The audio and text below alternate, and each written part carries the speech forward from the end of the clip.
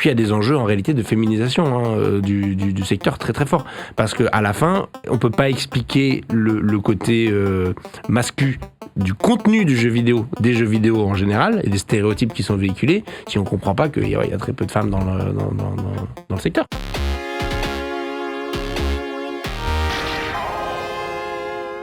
Salut à tous, bienvenue dans Player2, l'émission qui vous fait découvrir des gamers inattendus. Et mon invité cette semaine, c'est Hugo Bernard Lissis. Il a 36 ans. J'ai bon pour l'instant. Il est député de la France Insoumise depuis 2016. Il a été aussi... 2017, enfin oui, la campagne. Exactement, parce qu'il a aussi été au Parti Socialiste, puis au Parti de gauche. Et oui, ça remonte. J'ai fait la page Wikipédia de fond en comble. Il est aussi et surtout un joueur averti. Bonjour Hugo. Bonjour. Merci beaucoup d'être là. Je vais commencer par une question que je pose toujours en premier à nos invités. C'est quoi votre jeu préféré ? Bah, c'est compliqué, je joue à beaucoup de jeux différents. En fait, je suis un peu touche à tout, en général, et y compris dans le jeu vidéo. On va dire que là, en ce moment, si je devais donner un jeu préféré, je joue beaucoup à TFT. À TFT, donc League of Legends, TFT, voilà, les deux se suivent. Ouais, exactement. Comment est-ce que vous vous êtes mis à jouer à TFT ou à League of Legends ? C'est quoi le premier jeu ? C'est League of Legends ou c'était... Non, le premier jeu, c'est le vrai premier jeu, voilà, un peu costaud, c'était Age of Empires. Le tout premier. Ok. Quand j'étais gamin, parce que j'avais 7 ans, je crois, ou 8 ans quand c'est sorti.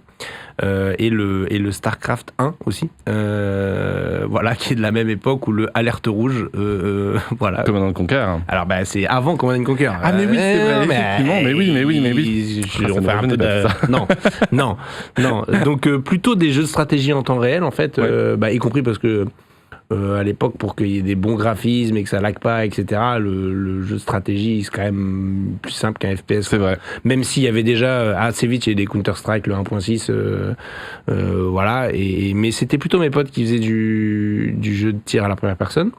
Et je m'y suis mis parce que faut bien jouer avec ses potes aussi, quoi. Donc vous étiez plus cérébral, du coup, dans la stratégie Oui et non, enfin...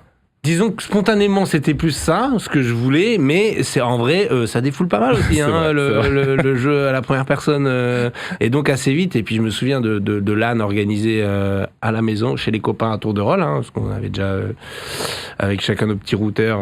Bon, c'était une galère à l'époque. C'est vrai que c'était une galère, mais oui, on oublie aujourd'hui, mais c'était pas.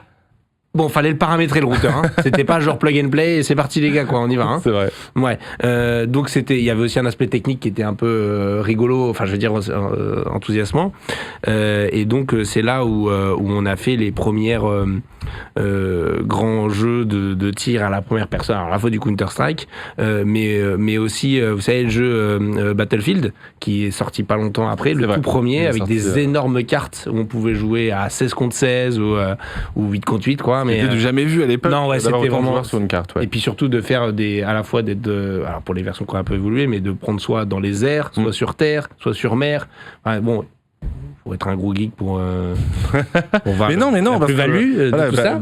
Battlefield est une licence qui est ultra connue auprès du grand public, maintenant, comme Call of Duty d'ailleurs, et c'est vrai que Call of Duty a été la suite de Battlefield d'une certaine manière dans le temps de développement. Donc clairement, voilà, aujourd'hui, il y a beaucoup de joueurs qui comprennent ce que vous dites. Rassurez-vous. Mais j'ai fait décrocher par Little Big Adventure 2, petit jeu de plateforme connu des vrais. Voilà, donc vraiment, j'ai vraiment touché à tout, quoi. Est-ce qu'on arrive encore à jouer aux jeux vidéo en tant que député ? Parce que là, je vois le TFT. Vous voulez la vérité ou pas ? Ça prend du temps. Ouais. Est-ce que vous faites jouer votre assistant parlementaire à votre place pour conserver votre place au classement ? Non, parce que non, faut pas abuser. Non, entre minuit et 2h du matin, quoi. Voilà. Non, c'est un problème par ailleurs. C'est un problème de concilier un certain nombre de choses, la vie privée et familiale, plus la vie politique et la vie vidéoludique, et quand même, voilà. Bon. Il faut faire des choix. Ah oui, mais du coup, je suis pas un joueur régulier. Quand je commence un jeu, il n'est pas du tout sûr que je le termine. Mais bon, c'est pas grave, c'est comme ça, quoi. Il faut faire avec. Alors, je le disais, vous avez 36 ans, vous faites partie d'une génération qui a connu le jeu vidéo alors qu'il n'était pas encore un médium trop grand public. Vous êtes un des rares gamers de l'Assemblée nationale. Pas si rare que ça, en vrai. Maintenant, c'est vrai que depuis 2022... la vérité, c'est qu'il n'y a pas beaucoup de gamers qui disent l'être. Qui l'admettent, vous pensez ? Ah j'en suis sûr. D'accord. Ah oui, c'est marrant. Vous balancez des noms comme ça, ça n'a aucun sens. Mais j'ai besoin d'inviter, ça tombe bien. Ah, mais d'accord, mais en vrai, bon, voilà. Non, mais c'est vrai qu'effectivement, dans les rangs de la France Insoumise, il y en a quelques-uns, effectivement, notoirement connus, dont vous d'ailleurs. Mais est-ce que c'est malgré tout, malgré le fait qu'il y a des gens qui jouent sans le dire, c'est compliqué aujourd'hui de parler de jeux vidéo à l'Assemblée nationale ?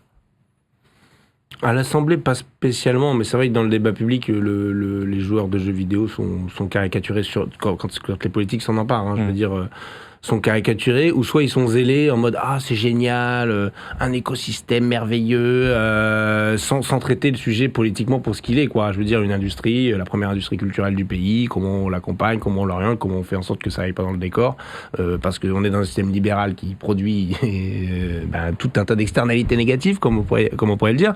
Donc ça va encore, mais c'est vrai que dans le débat public, le peu de fois où on parle jeux vidéo, c'est pour dire « Ah, regardez, quand il y a une fusillade... d'un jeune qui a fait n'importe quoi, c'est le petit truc en plus, et en plus il joue aux jeux vidéo. Voilà. C'est vrai que c'est souvent... Et avant qu'il y ait les jeux vidéo, c'était ceux qui faisaient du jeu de rôle. Oui. Oui, et on rappelle qu'aucune étude ne montre de corrélation entre le jeu vidéo et la violence. Non, sinon j'aurais déjà tué tout le monde.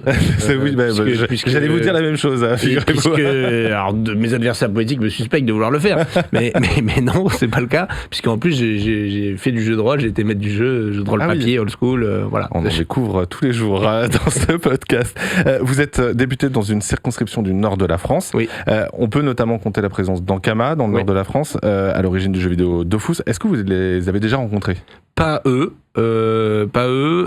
mais la section des travailleurs du syndicat des travailleurs des jeux vidéo d'Ankama, eux, je les ai rencontrés. Oui, parce que la situation chez Ankama n'est pas toute rose, malheureusement, même si c'est pas, on en parlera juste après, mais c'est pas un des studios les plus malmenés ces dernières années sur le secteur du jeu vidéo. Mais comment ça s'est passé justement ? Pourquoi vous les avez rencontrés à la base ?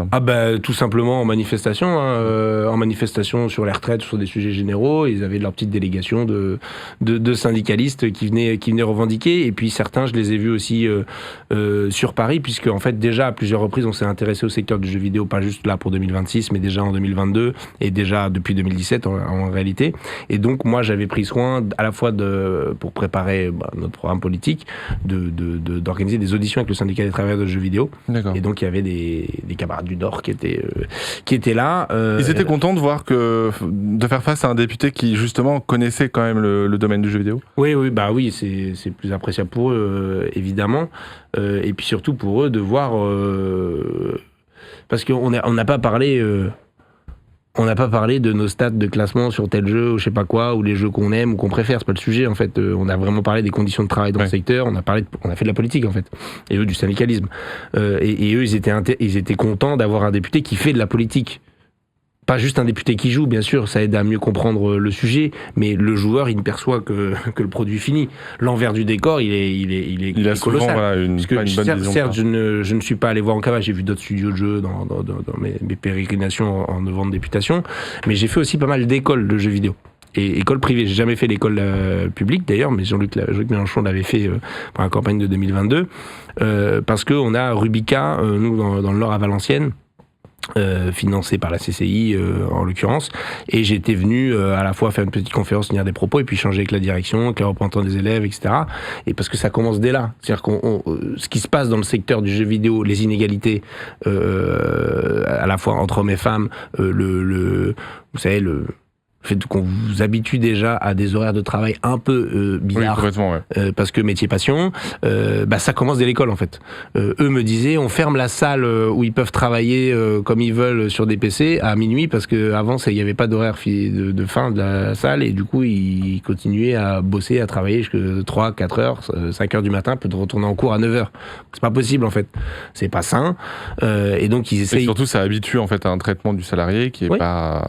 qui va pas, donc ils essayaient de travailler là-dessus. Je voyais que c'était pas évident, parce qu'à la fin le secteur il est quand même dur.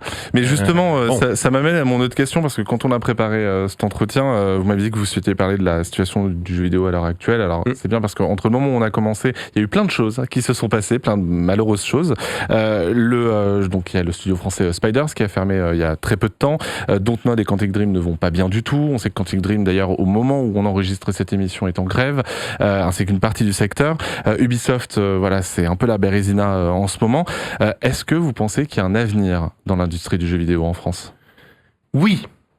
Surtout si on gagne la présidentielle de 2027. Non, mais je vais vous dire pourquoi. Parce que j'ai alerté à plusieurs reprises le secteur du jeu vidéo, à savoir les représentants des éditeurs, le CEL, puisqu'il y a déjà eu plusieurs tables rondes à l'Assemblée, etc., puisqu'il y a un groupe d'études dédié sur le sujet, présidé par un macroniste, Denis Masseglia. Tout à fait, qui est aussi donc, d'ailleurs dans Player 2. Je n'en doute pas. Et parce qu'en fait, je leur ai dit, parce que le gros truc du secteur du jeu vidéo en France, qui fait qu'il a réussi un peu à se structurer, en tout cas, l'hypothèse, c'est qu'il y a le crédit d'impôt jeu vidéo. Et j'ai dit, c'est bien votre crédit d'impôt jeux vidéo. Moi, France Insoumise, je suis pas trop crédit d'impôt, c'est pas trop mon truc, les allègements d'impôts pour les entreprises. Mais admettons. Et donc, pour concurrencer aussi le Canada, qui avait lancé son crédit d'impôt et que tout n'aille pas au Canada, la France s'est dit, bah tiens, nous aussi, on va faire un crédit d'impôt. Mais en fait, ça a une limite à l'équation. C'est-à-dire qu'à un moment, vous allez toujours avoir un pays qui va faire mieux que vous en exonération d'impôts. Donc, qu'est-ce qui fait, pourquoi venir travailler dans le jeu vidéo, pourquoi une entreprise de jeux vidéo s'installerait en France plutôt qu'ailleurs?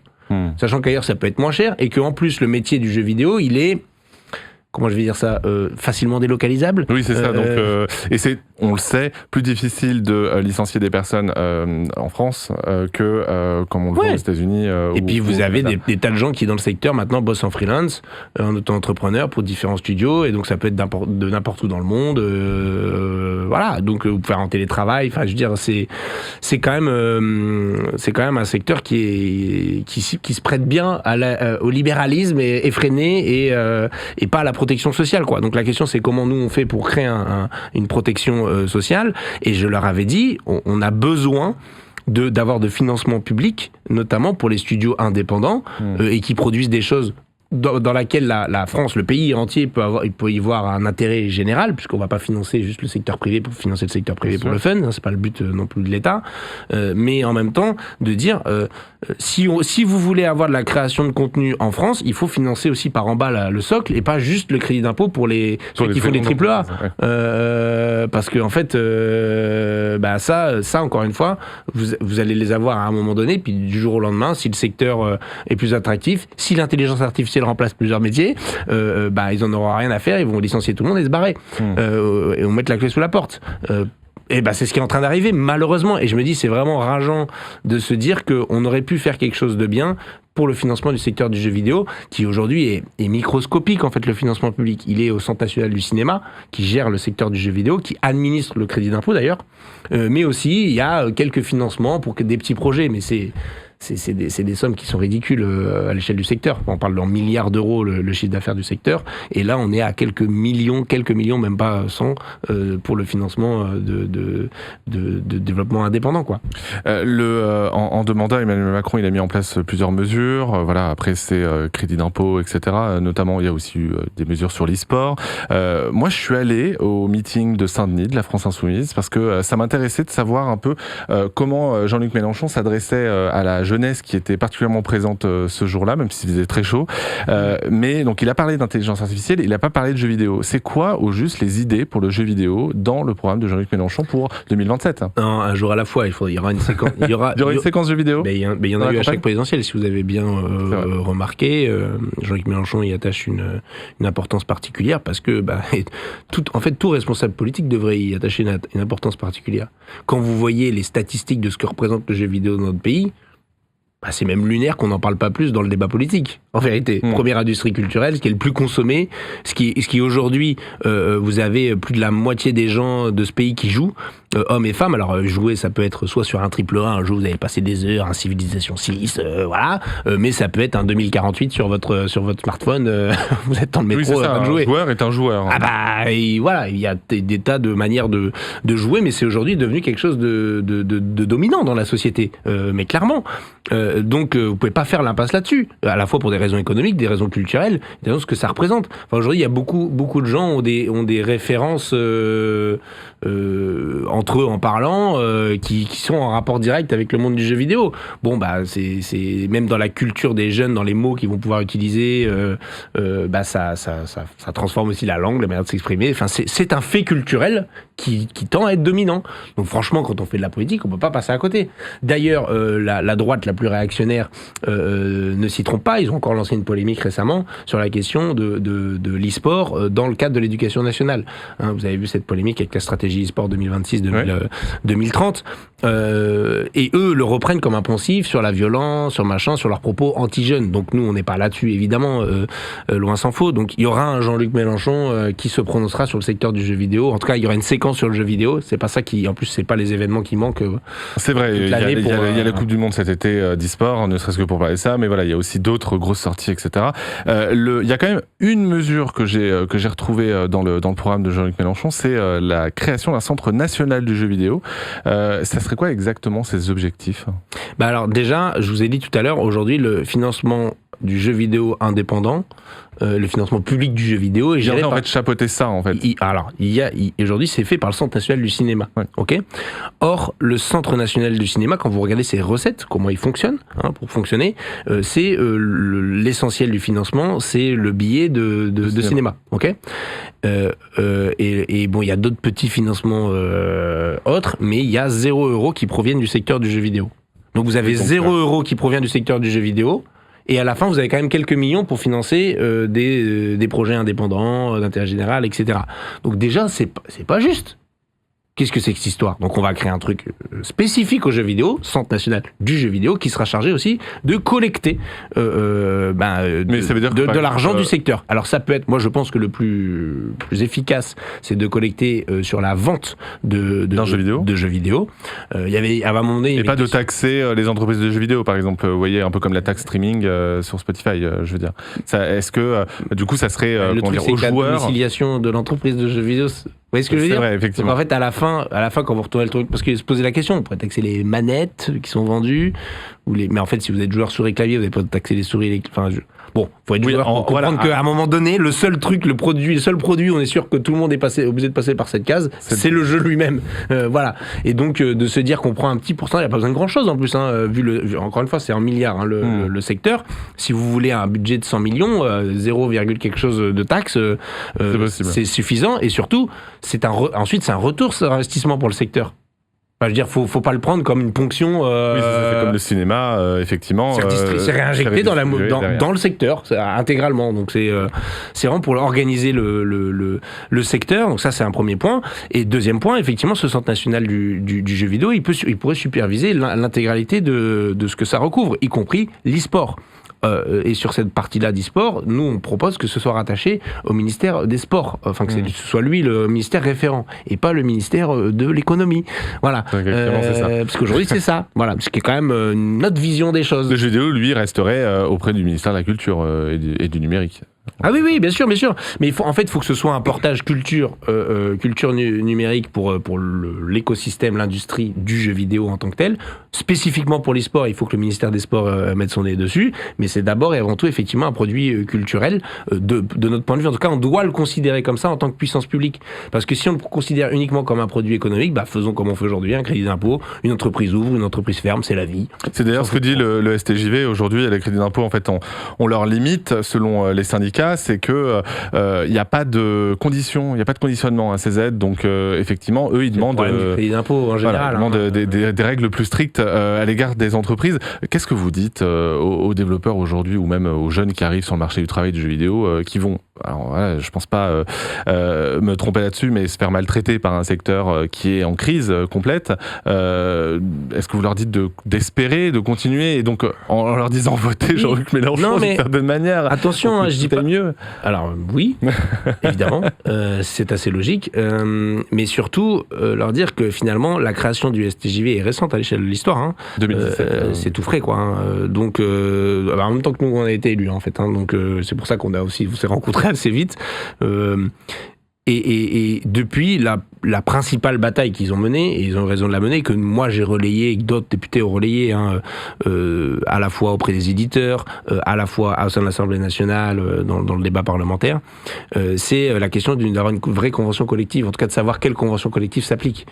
Parce que chacun faisait comme il voulait sur les conventions collectives, sur les droits en gros, hein, des travailleurs du secteur du jeu vidéo. Si vous étiez en train d'être dev, bah, vous étiez plutôt dans la convention collective sur les ingénieurs, en fait. Hein, et si vous étiez acteur parce que vous mettez une combinaison haptique pour faire des jeux vidéo de la motion capture que font par exemple Quantic, bah là ils prenaient plutôt le statut de l'intermittence du spectacle. Bon, du coup c'est pas les mêmes conditions de rémunération, etc. Donc clarifier ces choses là, parce que chacun faisait un peu comme il voulait, hein, en l'occurrence, c'est déjà un premier point, et ça a avancé puisque le secteur a dit ok, on va travailler, on va plutôt prendre la convention collective, je crois c'est Syntec de mémoire, qui s'applique aux ingénieurs, et à partir de là les ingénieurs informatiques dans le monde de l'informatique en général, pour développer des droits. Mais après il faut qu'ils soient appliqués ces droits, donc il faut une inspection du travail qui fasse son travail, et puis effectivement conditionner le financement à dire bah vous devez embaucher des gens en France. Voilà, c'est déjà un premier, ou en tout cas les payer selon les règles de la France. Hein, ça me semble être quelque chose d'assez important et déterminant. On pourrait même, bon, pas effrayer trop le secteur, mais la question de la marge. Hein, parce que quand votre crédit d'impôt, en fait, c'est 100% d'augmentation de votre marge, puisque vous n'en aviez, a priori, dans certains cas, pas besoin pour produire le jeu vidéo en lui-même. Voilà, quand tout votre crédit d'impôt part aux actionnaires, vous pouvez poser des questions. Donc il y a des enjeux là-dessus, et puis il y a des enjeux en réalité de féminisation du secteur très très fort, parce que à la fin, on peut pas expliquer le côté masculin du contenu du jeu vidéo, des jeux vidéo en général, et des stéréotypes qui sont véhiculés, si on ne comprend pas qu'il y a très peu de femmes dans le secteur. Oui, dans le dernier rapport de Women's in Game, donc association féministe justement qui lutte pour plus d'égalité dans le secteur du jeu vidéo, ça montrait qu'il y avait une régression d'ailleurs, alors que depuis quelques années, il y avait au contraire une augmentation du nombre de femmes dans les postes clés. Bon, une dernière question avant de passer au quiz, une petite question un peu plus triviale, mais à l'époque où David Guiraud était à l'Assemblée nationale, lui aussi jouait à League of Legends. Je ne sais pas si en tant que maire, aujourd'hui il y joue encore. Vous jouiez ensemble de temps en temps, et surtout qui a le meilleur win rate? Ah bah non, mais lui clairement, enfin déjà à l'époque et encore aujourd'hui, puisqu'en plus aujourd'hui je joue quasiment, enfin je joue un coup de temps en temps, mais c'est vraiment assez rare que je fasse une partie de LoL pour plein de raisons. Voilà, c'est plus simple le TFT, je peux jouer sur le téléphone. C'est plus court aussi. Ça peut être plus court. Bon, Joker. Parce que franchement, bon, bref, vous pouvez faire une partie en 20 minutes de LoL parce que soit vous avez roulé sur les autres, ou vous êtes fait rouler dessus.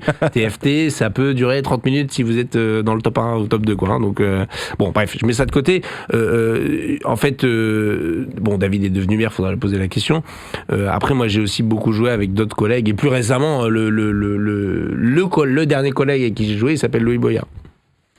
C'est pas mal. Et alors, qui a gagné? Là, c'était moi, la dernière. C'était moi. Une belle victoire. Oui, bah, j'ai pas fanfaronné non plus. Hein, mais il faut écouter. Il n'y a pas de petite victoire. Mais vous savez, en fait, en plus, je dis une bêtise. La dernière personne avec qui j'ai joué, alors, sur un support numérique. Me dites pas que c'est Jean-Luc Mélenchon, sinon je ne vous connais pas. Non, c'est pas Jean-Luc. Non, c'est ma présidente de groupe, Mathilde Panot. D'accord. Voilà. Ça fait une petite partie d'échecs sur Chess. Et qui a gagné? Elle. En même temps, bon. Elle est présidente pour rien. Ouais, voilà. Bon, on va conclure cet épisode avec notre quiz. Vous nous avez parlé de vos jeux vidéo favoris. J'ai donc préparé un petit quiz très rapide, attention dans les réponses, pour voir si vous les connaissez vraiment. Donc, première question. Question. Qu'est-ce que vous allez me demander? Combien y a-t-il de héros dans League of Legends?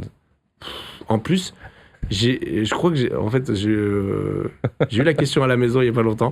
J'ai dit plein, au moins 150. De toute façon, ils en sortent quasiment tous les 2 mois. C'est ça. Donc même plus que 150. J'ai même pas refait le compte récemment, mais c'est devenu colossal, quoi. Oui, alors il y en a 192 précisément. Voilà.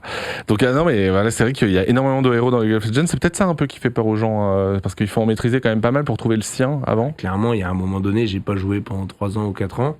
J'ai installé le truc, j'ai fait qui sont ces gens Qui sont ces gens Quels sont ces items, les objets? Parce qu'ils avaient tout changé à un moment donné. Il y a eu un gros changement dans la manière de gérer les objets dans League of Legends et ça change beaucoup. Donc oui, il y a un coup en vrai, il y a un coup d'entrée. Je comprends que ça intimide vraiment. Surtout qu'à League of Legends, si vous connaissez pas les gens, les personnages contre qui vous jouez, ça vous handicape énormément, quoi. Parce que vous savez pas d'où va venir l'attaque, s'il y a attaque à distance, à courte portée, quels sont bon. Non, c'est vrai, c'est chaud là, en vrai. C'est vrai, non mais oui, c'est difficile à maîtriser. Certains disent que c'est un jeu d'action, d'autres disent que c'est plus proche du jeu de stratégie en temps réel. Complètement.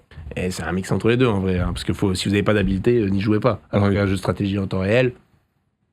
Bon, compétitif, il faut avoir de l'habileté aussi, c'est clair. Alors justement, parlons des jeux de stratégie en temps réel. Combien il y a d'épisodes de Command & Conquer? Moi, j'ai beaucoup joué à Soleil de Tiberium, qui était un des premiers Command & Conquer, après Command & Conquer Generals, où il y a eu des extensions, etc. Sans les extensions, attention, quand même. Oui, d'accord. Ouais. Je sais pas, après, je sais pas. Après, il y a eu Alerte Rouge 3 qui est ressorti, qui est sorti un peu sur un remake du 2 remasterisé, quoi. Il y a eu le 4, il y a eu le 5. Ouais, j'ai... Ouais, mais du coup, est-ce que les Alertes Rouges, on les considère comme des Command & Conquer aujourd'hui? Oui. Parce qu'au départ, c'était deux choses. Ouais, mais voilà, depuis, effectivement, les Conquer, ça se rassemblé sous une seule bannière. Je vais dire comme ça, mais au moins une douzaine. Ça fait 11, précisément. Donc vous aviez raison, je suis désolé. Alors que je n'ai pas joué à tous et ni rien, mais Solide de Tiberium était quand même vraiment bien. Merci beaucoup en tout cas Hugo Bernardissis d'être venu dans Player 2. Le podcast, il est retrouvé sur toutes les plateformes, mais aussi sur bfmtv.com et sur YouTube. N'hésitez pas à nous laisser un petit commentaire, à nous dire votre jeu préféré, tant qu'à faire, et on se retrouve très vite pour un nouvel épisode. Salut.